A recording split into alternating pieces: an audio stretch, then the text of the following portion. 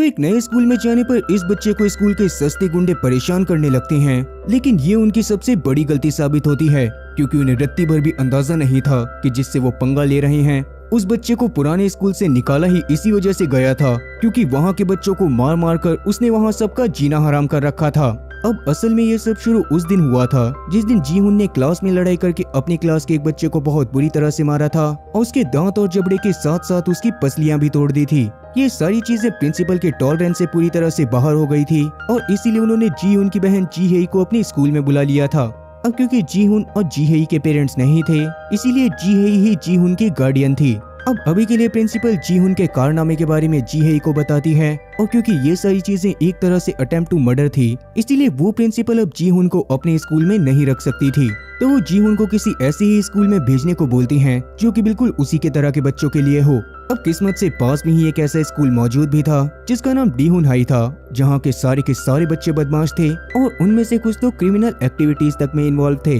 अब ऐसे स्कूल के बारे में सुनने के बाद तो जीहुन काफी ज्यादा खुश हो गया था और रात में बैठकर वो अपने लैपटॉप पर उस स्कूल के बारे में सर्च करने लगता है। तब जाकर उसे पता चलता है कि उस स्कूल में कोई भी रूल नहीं था और वहाँ पर चोरी होना, बिना मतलब की लड़ाई होना और एक आध का सर फट जाना ये बिल्कुल मामूली बात थी। और कुछ दिनों पहले ही वहाँ के कुछ स्टूडेंट ने कॉलेज ग्रुप के ऊपर अटैक कर दिया था, पर मीडिया ने डर के मारे सभी लोगों को यही बताया कि वो सारे के सारे बच्चे बस आपस में लड़ाई कर रहे थे। और तभी जाकर जीहुन को ये बात भी पता चलती है कि डीहुन हाई असल में पहले एक जेल हुआ करता था जिसको बाद में एक स्कूल बना दिया गया, पर वहाँ के सारे बच्चे अभी भी बदमाश थे। ये सारी चीजें जानने के बाद तो जीहुन ने डिसाइड कर लिया था कि उस स्कूल में जाने के बाद तो वो वहाँ के सभी बच्चों का बादशाह बन जाएगा और सारे के सारे बच्चे उससे डरा करेंगे। अब अगले दिन सुट्टा फूकते हुए फुल टशन में जाकर जीहुन उस स्कूल के सामने खड़ा हो जाता है और सोचने लगता है कि अंदर जाकर वो लड़ाई किस तरह से चालू करेगा। पर तभी अचानक से उसके सर पर एक बॉल आकर लगती है, जिससे गुस्से में आने की बजाय जीहुन तो पूरी तरह से खुश हो गया था, क्योंकि अब उसे लड़ाई स्टार्ट करने का मौका मिलने वाला था।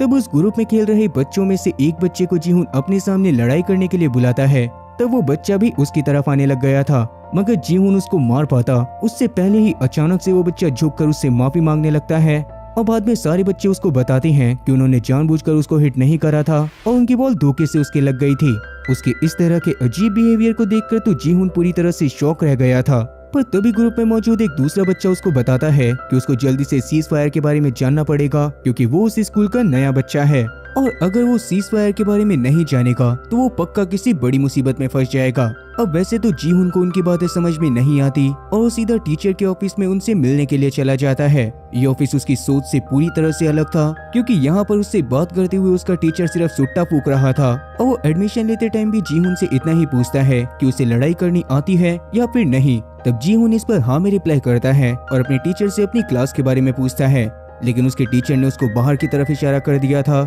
जिससे जीहुन को तो यही लगा था कि शायद उसका टीचर चाहता है कि वो स्कूल को घूमते हुए खुद ही अपनी क्लास को ढूंढे। इसीलिए जीहुन भी तब हॉलवे में घूमता हुआ अपनी क्लासरूम को ढूंढने लगता है, जहाँ पर रास्ते में उसे एक बहुत ही शरीफ बंदा एक जगह पर खड़ा हुआ दिखाई देता है। वो देखने में बिल्कुल भी बदमाश टाइप का नहीं लग रहा था और जीहुन को तो ऐसा ही लगता है कि शायद वो बच्चा लड़ाई में बिल्कुल भी अच्छा नहीं होगा। इसीलिए जीहुन भी उसके सामने पूरी तरह से टशन दिखाते हुए उससे अपनी क्लासरूम का रास्ता पूछता है और सीधा अपने क्लासरूम में शहंशाह के अमिताभ बच्चन की तरह एंट्री मारता है। अब वैसे तो जीहुन की क्लास चालू हो चुकी थी, मगर उसे इस बात से कोई मतलब नहीं होता और क्लास में अंदर घुसते के साथ ही एरोगेंस में सभी बच्चों से पूछने लगता है कि उस क्लास का सबसे ताकतवर बंदा कौन था, क्योंकि अब जीहुन का प्लान यही था कि अब वो सीधा जाकर स्कूल के सबसे ताकतवर बंदे को पेलेगा, जिससे पूरे स्कूल में उसका रोला जम जाएगा। उसकी ऐसी बातें सुनने के बाद तो सारी क्लास वाले एकदम शांत थे, मगर जिस बंदे ने जीहुन को पहले सीज फायर के बारे में बताया था उसका नाम योंगसिक होता है और वही सबसे पहले खड़ा होकर जीहुन के अजीब से बर्ताव के लिए उसको डांटता है और उसको वापस से सीज फायर के बारे में याद दिलाता है।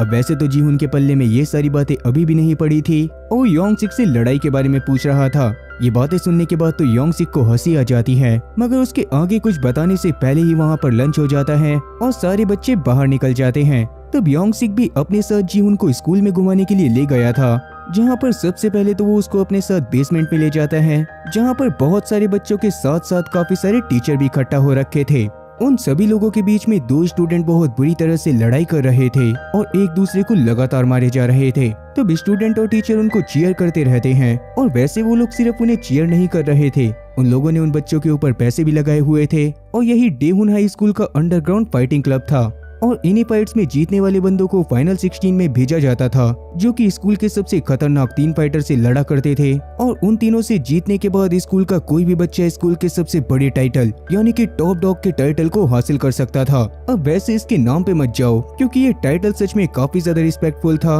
और जिसके पास भी ये टाइटल होता था वो स्कूल के रूल्स को अपने हिसाब से चेंज कर सकता था। और तब योंगसिक जीहुन को सीज फायर के बारे में भी बताता है कि असल में सीज फायर एक रूल है जिसके अकॉर्डिंग कोई भी बच्चा फाइट क्लब के बाहर लड़ाई नहीं कर सकता, और अगर किन्हीं 2 स्टूडेंट को आपस में लड़ाई करनी है तो उन्हें फाइट क्लब के अंदर ही जाना पड़ेगा। स्कूल के सारे बच्चे इस रूल को काफी ज्यादा स्ट्रिक्टली फॉलो करा करते थे, इसीलिए स्कूल में इधर उधर कभी भी लड़ाई नहीं होती थी और स्कूल किसी गवर्नमेंट डिस्प्यूट में नहीं फंसा करता था। तो जीहुन भी इस पर मान जाता है और योंगसिक से उन 3 बंदों के बारे में पूछने लगता है जिनसे लड़कर टॉप डॉग के टाइटल को हासिल करा जा सकता था। अब वैसे अभी के लिए टॉप डॉग का टाइटल जोंग डेहो के पास होता है, जो कि स्कूल का सबसे ब्रूटल फाइटर था, जिसको सारे के सारे लोग टाइगर के नाम से भी जानते थे। उसकी फाइटिंग स्किल इतनी ज्यादा कमाल की थी कि एमएमए एरिना वालों ने भी उसको फाइट करने के लिए इनवाइट करा था और वो अच्छा खासा एमएमए फाइटर बन सकता था। लेकिन उसका करियर चालू होने से पहले ही उसका बाइक से एक बहुत ही खतरनाक एक्सीडेंट हो गया और बॉडी में काफी सारे फ्रैक्चर होने की वजह से उसने स्कूल में भी आना बंद कर दिया और उसका करियर भी पूरी तरह से बर्बाद हो गया।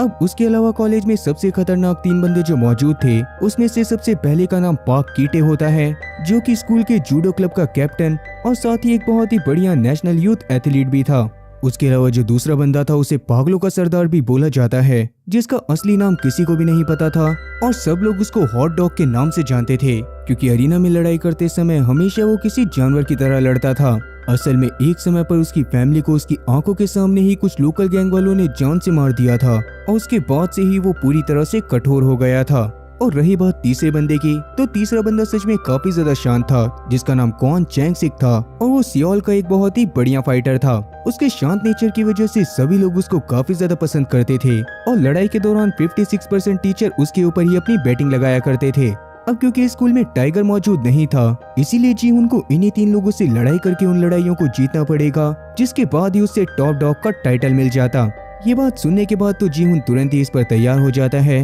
और वहाँ से खड़ा होकर सीधा चैंगसिक के पास जाने लगता है, जो कि एक जगह पर बैठकर आराम से गाने सुन रहा था। अब चैंगसिक की शक्ल देखने के बाद तो जीहुन भी पूरी तरह से शॉक रह जाता है, क्योंकि चैंगसिक असल में वही बंदा था जो कि पहले के टाइम पर हॉलवे में खड़ा था और उसके चंपू सा देखने की वजह से जीहुन ने उसका मजाक बनाया था। उसको देखने के बाद जीहुन तुरंत ही उसे लड़ाई के लिए चैलेंज कर देता है, मगर चैंगसिक उसके चैलेंज को एक्सेप्ट नहीं करता। वैसे भी सीज फायर की वजह से अरीना के बाहर लड़ाई करना मना था और इसी बारे में याद दिलाने के लिए जब चैंगसिक का एक बंदा जीहुन के सामने आता है तो जीहुन गुस्से में उसके पंच मार देता है। ये सब देखने के बाद तो चैंगसिक को काफी ज्यादा गुस्सा आया था, पर उसके बावजूद अभी वो कुछ भी नहीं करता और अपने बाकी सारे साथियों से जीहुन को मारने को बोलता है। अब वैसे इस सीन को देखने के बाद मुझे मेरे गवर्नमेंट स्कूल का सबसे पहला दिन याद आ गया, जहाँ पर जाते ही मेरी लड़ाई सीधा कंपार्टमेंट वाले बच्चों से हो गई थी और हो सकता है कि गवर्नमेंट बॉयज स्कूल वाले बच्चे इस बात को रिलेट भी कर पाएं। अब वैसे क्या आप लोगों ने अपने स्कूल में कभी लड़ाई करी है और आप लोग कौन से स्कूल में थे, मतलब कि गवर्नमेंट या फिर प्राइवेट? कमेंट सेक्शन में इस बारे में जरूर बताना। खैर चैंगसिक के सारे दोस्त आकर अब जीहुन से लड़ाई करने लग गए थे और जीहुन भी उन्हें बहुत बुरी तरह से मारे जा रहा था, मगर काफी देर लड़ाई करने के बाद वो बहुत बुरी तरह से थक जाता है और तभी एक बच्चा उसके सर के ऊपर पीछे से बॉटल मारकर उसको बेहोश कर देता है, जिसके बाद उन लोगों ने उसकी पैंट उतार दी थी और उसकी वीडियो बनाने लग गए थे। फिर जैसे ही वो लोग जीहुन के हेलो किटी के अंडरवियर को देखते हैं तो सबसे पहले तो उसका मजाक बनाते हुए उसके वीडियो को स्कूल के ग्रुप में शेयर कर देते हैं और बाद में उसका निकनेम किटी पैंटी रख दिया जाता है। अब इन सभी चीजों ने कहीं ना कहीं जीहुन को एक तरह से सदमे में डाल दिया था और उस दिन हीजी के काफी बार बोलने के बावजूद भी ना तो वो अपने कमरे से बाहर आया था और ना ही उसने खाना खाया था। अब अपने पहले ही दिन पर अपनी खोई हुई इज्जत को वापस से पाने के लिए वो अगले दिन योंगसिक के पास जाता है और उसको बताता है कि अगर चैंगसिक उससे अकेले लड़ाई करने के लिए मान जाता तो वो पक्का चैंगसिक को हरा देता। ये बात जानकर योंगसिक उसको बताता है कि उन तीनों फाइटर से लड़ने के लिए उसे सबसे पहले फाइट क्लब में 5 राउंड को लगातार जीतना पड़ेगा और उसके बाद ही वो टॉप 16 फाइटर के अंदर आ सकता था, जिनको ही बाद में उन तीनों फाइटर से लड़ने का मौका दिया जाएगा। अब क्योंकि फाइट क्लब में आज चैंगसिक की लड़ाई भी होने वाली थी, इसीलिए योंगसिक जीहुन को अपने साथ फाइट क्लब में ले जाता है, जहाँ पर चैंगसिक बहुत ही कामली अपने ओपोनेंट के वार से बचते हुए बाद में उसको मार रहा था। उसकी इस तरह की हरकतों को देखने के बाद तो जीहुन को उससे लड़ाई करने का और ज्यादा मन करने लगता है और वो रात में अपने बेड पर लेटे हुए डिसाइड करता है कि वो किसी भी हालत में अपने स्कूल का टॉप डॉग बनकर रहेगा। इसीलिए वो अगले ही दिन फाइट क्लब में जाकर अपना भी नाम लिखवा देता है और वहाँ पर आज उसकी लड़ाई उससे दुगने बंदे से होने वाली थी। वो बंदा पहले तो जीहुन के वायरल वीडियो की वजह से उसका काफी ज्यादा मजाक बना रहा था, मगर तभी जीहुन पीछे से उसकी एक लात देकर मारता है और उन दोनों में एक बहुत ही खतरनाक लड़ाई होना चालू हो जाती है। शुरू में तो जीहुन को उस बंदे से लड़ाई करने में काफी ज्यादा दिक्कत आ रही थी, मगर जीहुन हार नहीं मानता और उस बंदे को काफी देर तक पेलने के बाद वो लास्ट में उसकी एक हेडबट मारता है और उस बंदे को हराकर अपनी पहली फाइट को जीत जाता है। इसके बाद वो काफी दिनों तक लगातार सिर्फ ट्रेनिंग करता रहता है ताकि वो अपनी बाकी की 4 फाइट को भी लगातार जीत सके और फाइनली उन 16 फाइटर में शामिल हो सके जो कि उन तीनों फाइटर से लड़ाई करने वाले थे, जिनको हराकर वो उन तीनों फाइटर से लड़ाई कर सकता था। अब आगे चलकर वो बहुत ही आराम से अपने बाकी के 4 मैच को भी जीत जाता है, जिससे वो खुद तो काफी ज्यादा खुश हुआ ही था, लेकिन उससे ज्यादा खुश योंग सिक था क्योंकि वो अपने सारे के सारे पैसे जीहुन पर लगाया करता था और जीहुन की वजह से अब उसके अकाउंट में काफी सारे पैसे हो गए थे।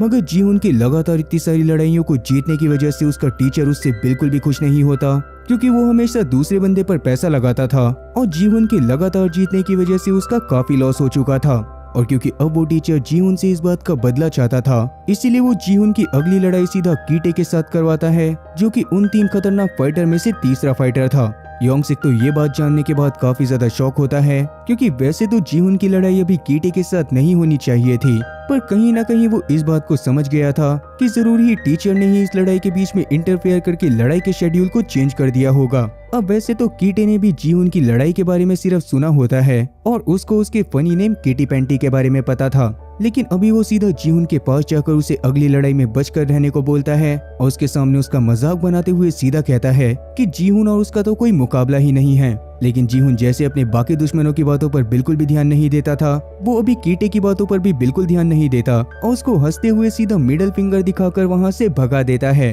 अब रात में घर पर जाने के बाद जीहुन जूडो के बारे में सर्च करने लग गया था, क्योंकि कीटे स्कूल क्लब के जूडो का कोच था और उससे लड़ाई करने के लिए जूडो के बारे में समझना जीहुन के लिए काफी ज्यादा जरूरी था। तब कहीं ना कहीं जीहुन को ये बात समझ आती है कि अगर लड़ाई के दौरान कीटे ने उसको पकड़ लिया तो उसके लिए बहुत भारी मुसीबत आ जाएगी। इसीलिए तब वो स्ट्रेटेजी बनाते हुए डिसाइड करता है कि लड़ाई के दौरान वो अपनी शर्ट को उतार देगा, जिससे कीटे को उसको नंगे बदन पकड़ने में काफी ज्यादा दिक्कत आएगी और जैसे ही उसे मौका मिलेगा वैसे ही वो कीटे को नॉकडाउन कर देगा। अगले दिन फाइनल 16 के फाइटिंग की शुरुआत हो चुकी थी और पहली ही लड़ाई कीटे और साथी जीहुन के बीच थी। अब लड़ाई के दौरान ओवर कॉन्फिडेंट होने की वजह से जीहुन ने अपनी जैकेट को नहीं उतारा था, इसीलिए लड़ाई करने में उसको काफी ज्यादा दिक्कत आ रही थी। कीटे तो अपनी जूडो का इस्तेमाल करते हुए उसे उठा कर काफी बार फेंकता है और हर बार उसकी पकड़ से बच पाना तो जीहुन के लिए बिल्कुल पॉसिबल नहीं था। तब वो भी कीटे के ऊपर काफी सारे अटैक करने की कोशिश करता है, मगर कीटे के ऊपर उसके अटैक का ज्यादा असर नहीं होता। अब कीटे को लग रहा था कि वो इस मैच को जीत चुका है, इसीलिए वो एक सिगरेट जलाकर उसे मैच के बीच में ही पीने लगता है, मगर जीहुन तब खड़ा होकर तुरंत ही अपनी रिसर्च को एक्शन में ले आता है। अब उसने अपने अपर वेयर को पूरी तरह से उतार दिया था, जिस वजह से कीटे जब उसको पकड़ने की कोशिश करता है तो इस बार वो उसको नहीं पकड़ पाता और इसके अगले ही पल जीहुन उसकी बिना सर्फ एक्सेल के धुलाई करने लगता है। तब उसने अपने पावरफुल पंचेस और अपनी फ्लाइंग किक की मदद से बहुत आराम से कीटे को हरा दिया था, जो देखकर तो स्कूल वाले पूरी तरह से शॉक होकर उसको बुरी तरह से चीयर करने लग गए थे और सच में उसका स्कूल वालों के सामने पूरी तरह से रोला जम चुका था। मगर काफी ज्यादा थक जाने की वजह से वो खुद भी अभी बेहोश हो जाता है और अगले पल जब उसकी आंख खुलती है तो उस समय पर वो एक लड़की के साथ स्कूल की इन्फर्मरी में था, जो कि उसकी रिब्स को टच करती हुई पहले तो उसके साथ फ्लर्ट करती है और उसको समझाती है कि लड़ाई के दौरान उसे खास करके अपनी रिब्स का ध्यान रखना पड़ेगा, क्योंकि सिर्फ एक मुक्के से रिब्स को तोड़ा जा सकता था। इतना बताकर वो वहाँ से चली जाती है और जीहुन भी वापस से अपनी क्लास की तरफ जाने लगता है। वहीं वो टीचर अभी कीटे के ऊपर काफी ज्यादा गुस्सा कर रहा था, क्योंकि कीटे की हार जाने की वजह से वैसे ही उसके काफी सारे पैसे डूब गए थे और साथ ही जीहुन की पॉपुलैरिटी स्कूल में और ज्यादा बढ़ गई थी। जब भी वो अपनी क्लास में जाता था तो उसके क्लासमेट के साथ साथ उसे टीचर तक चीयर करा करते थे और उसका किटी पैंटी नाम ही अब एक रिस्पेक्ट के साथ देखा जाता था। मगर ये सारी चीजें ज्यादा दिन तक नहीं चलती और जल्दी ही जीहुन के सामने उसका दूसरा ओपोनेंट हॉट डॉग आ जाता है। हॉट डॉग हमेशा अपने पास एक की चेन को रखा करता था, जो कि उसके पेरेंट्स ने उसको मरने से पहले गिफ्ट करी थी और हॉट डॉग को भी यही लगता था कि जब तक वो की चेन उसके पास रहेगी तब तक उसको किसी भी लड़ाई में कोई नहीं हरा सकता। वो जीहुन की क्लास में आकर उसकी काफी ज्यादा बेइज्जती करता है और जीहुन को भी अब अपने ऊपर डाउट होने लग गया था कि वो हॉट डॉग से होने वाली लड़ाई में हार जाएगा। इस बारे में वो स्कूल की टेरेस के ऊपर बैठकर सोच ही रहा था कि तभी अचानक से उसके पास चैंग सिक आ जाता है, जो कि उसको इस तरह देखकर जानबूझकर उसका मजाक बनाने लग गया था, क्योंकि जीहुन सच में काफी ज्यादा डरा हुआ था। मगर उस समय पर चैंग सिक के मजाक बनाने की वजह से जीहुन के अंदर लड़ाई करने की एक और आग जलने लगती है और अब वो किसी भी हालत में हॉट डॉग को लड़ाई में हराकर चैंग सिक से लड़ाई करना चाहता था। अब जिस दिन उसकी हॉट डॉग से लड़ाई होने वाली होती है तो उस समय पर सारे के सारे लोग फाइटिंग अरीना में पूरी तरह से शांत थे और उन्हें समझ में नहीं आ रहा था कि इस बार की लड़ाई को कौन जीतेगा। तब लड़ाई के दौरान सबसे पहला अटैक खुद जीहुन करता है, जिसके अटैक से हॉट डॉग दूर जाकर गिरता है। मगर अगले ही पल उसने जीहुन के ऊपर भी एक बहुत ही खतरनाक अटैक करा था, जिससे जीहुन भी जमीन पर जा गिरता है। उसे समझ आ रहा था कि हॉट डॉग के अंदर सच में काफी ज्यादा जान है और उससे लड़ाई करना इतना ज्यादा आसान नहीं होने वाला। अब हॉट डॉग जल्दी इस फाइट को खत्म करना चाहता था, इसीलिए वो अपने फाइनल अटैक की तैयारी करने से पहले सबसे पहले अपने माँ बाप से प्रे करता है और बाद में जीहुन के ऊपर लगातार अटैक करना चालू कर देता है। जीहुन की हालत भी इससे काफी ज्यादा खराब हो गई थी, मगर जीहुन की किस्मत अच्छी होने की वजह से हॉट डॉग की कीचेन कहीं पर खो जाती है और वो काफी ज्यादा परेशान होते हुए उसी कीचेन को ढूंढने में लग जाता है।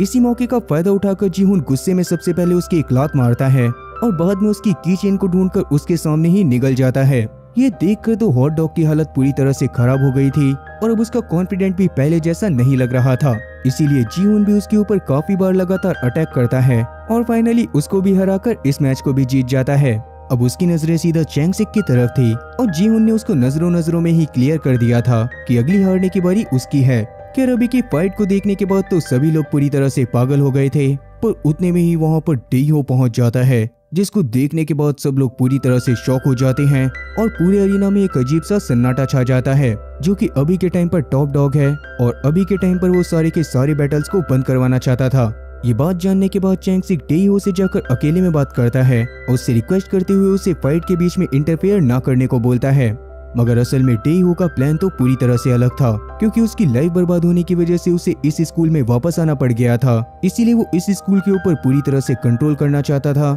जिसके बाद वो सभी लोगों को इस चीज की भी परमिशन दे देता कि वो अरीना के बाहर भी लड़ाई कर सकते थे। ये बात जानने के बाद चैंग सिक काफी ज्यादा परेशान हो जाता है और डेइहो को एक लड़ाई के लिए चैलेंज कर देता है। तब डेइहो भी उसके चैलेंज को एक्सेप्ट करते हुए उसे अकेले अरीना में ले जाता है, जहाँ पर लड़ाई करते हुए वो चैंग सिक को बहुत बुरी तरह से मारता है, क्योंकि सच में टाइगर एक बहुत ही खतरनाक और एक ब्रूटल फाइटर था, जो कि अपने ओपोनेंट की सलामती के बारे में बिल्कुल भी नहीं सोचता था। डेइहो की ब्रूटैलिटी को देखकर तो जीहुन की भी फट के 4 से 64 हो गई थी और चैंग सिक को हराने के बाद डेइहो ने सीधा फाइट क्लब को बंद कर दिया था और अनाउंस कर दिया था कि कोई भी बंदा अब कहीं पर भी लड़ाई कर सकता है और उन्हें फाइट क्लब में आने की कोई भी जरूरत नहीं है। अब इसके अगले दिन से ही डेइहो ने धीरे धीरे करके स्कूल को अपने कब्जे में लेना चालू कर दिया था, जहाँ पर सबसे पहले तो वो जाकर हॉट डॉग को मारता है और बाद में कीटे को भी, जिसके बाद उसका मुकाबला करने की हिम्मत पूरे स्कूल में किसी की भी नहीं थी, जिससे अब डेइहो की गैंग धीरे धीरे करके बड़ी होती जाती है और तब डर के मारे ना चाहते हुए भी योंग सिक तक को उसकी गैंग को ज्वाइन करना पड़ता है।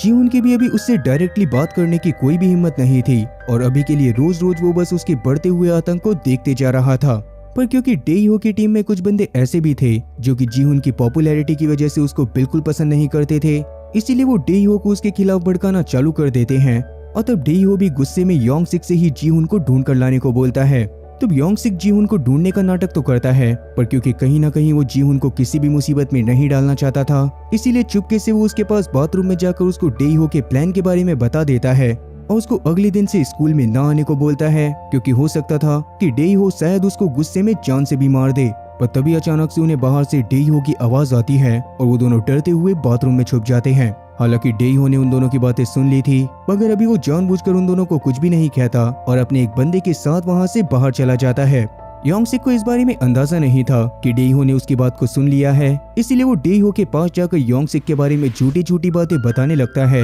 जिससे डेइहो को बहुत ज्यादा गुस्सा आता है। इसीलिए वो तुरंत ही एक डंडे को उठाकर योंग सिक के ऊपर वार करते हुए उसे मारने लग गया था और वो उसको बहुत बुरी तरह से तब तक मारता रहता है जब तक कि योंग सिक बेहोश नहीं हो जाता। दूसरी तरफ योंग सिक की बातों की वजह से जीहुन भी पूरी तरह से डर चुका था, इसीलिए वो अगले दिन से स्कूल न आने का डिसाइड करता है। पर तभी अचानक से चैंग सिक भागता हुआ उसके पास आता है और उसको योंग सिक के बारे में बताता है, जिसके बारे में सुनते ही जीहुन तुरंत ही भागता हुआ स्कूल में मौजूद डेइहो के अड्डे में पहुंच जाता है, जहां पर योंग सिक अभी घायल और बेसुध हालत में जमीन पर बिना कपड़ों के पड़ा हुआ था और उसकी हालत को देखने के बाद जीहुन को डेइहो के ऊपर काफी ज्यादा गुस्सा आ रहा था। पर उतने में ही डेइहो वहां पर खुद पहुंचकर जीहुन का मजाक बनाते हुए उसे अगले दिन मिलने को बोलता है। लेकिन जीहुन की अभी इतनी ज्यादा फटी पड़ी थी कि वो डेहो को कोई जवाब भी नहीं दे पाता। खैर अब इसके बाद जब वो रात में अपने घर पर पहुंचता है तो उसकी बहन जीहा ने आज ड्रिंक करी हुई थी, क्योंकि वो उसके फ्यूचर को लेकर काफी ज्यादा परेशान थी। वो अपनी फैमिली के बारे में बात करती है और तब जाकर पता चलता है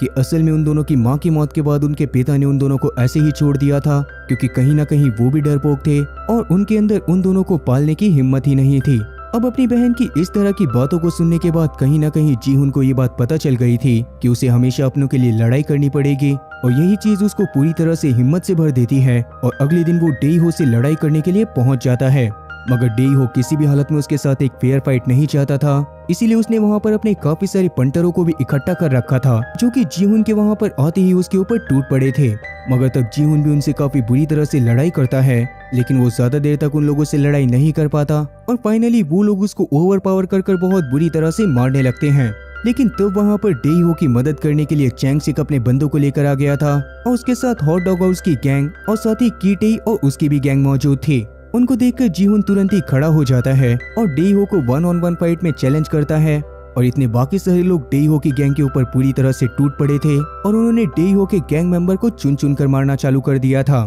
तो मौका पाकर तुरंत ही जीहुन ने भी डेहो के ऊपर खतरनाक अटैक करना चालू कर दिया था, मगर डेहो से लड़ाई करते हुए उसे कहीं ना कहीं समझ आने लगता है कि डेहो सच में काफी ज्यादा खतरनाक है और उससे लड़ाई करना बिल्कुल भी आसान नहीं है। तो डेहो उससे 1-on-1 फाइट के लिए अरीना में ही चलने को बोलता है, जिस पर जीहुन भी मान गया था और अब वो दोनों तुरंत ही अरीना में जाकर लड़ाई करने लग गए थे। उस लड़ाई के दौरान कभी जीहुन डेहो को मार रहा था और कभी डेहो जीहुन को। अब क्योंकि डेहो के पंटरों से पहले लड़ाई करने की वजह से उसकी स्ट्रेंथ पूरी तरह से खत्म होने वाली थी, इसीलिए आगे की फाइट को जीहुन हारने लगता है। और अब डेहो को इतना ज्यादा गुस्सा आ गया था कि उसने मार मार कर जीहुन का बहुत बुरा हाल कर दिया था और अब वो उसको फाइनली जान से मारने वाला था। मगर तभी अचानक से जीहुन को इन्फर्मरी में मिली स्टूडेंट की बात याद आती है और वो तुरंत ही डेहो के रिब्स के ऊपर अटैक करता है, जिससे एक ही पंच के अंदर डेहो के रिब्स बुरी तरह से टूट गए थे और वो तुरंत ही नॉकडाउन हो गया था। ये देखकर तो चैंग सिक और साथ ही बाकी सारे लोग पूरी तरह से खुश हो जाते हैं, और क्योंकि जीहुन अब टॉप डॉग बन चुका था इसीलिए वो फाइट क्लब को भी वापस से चालू करा देता है,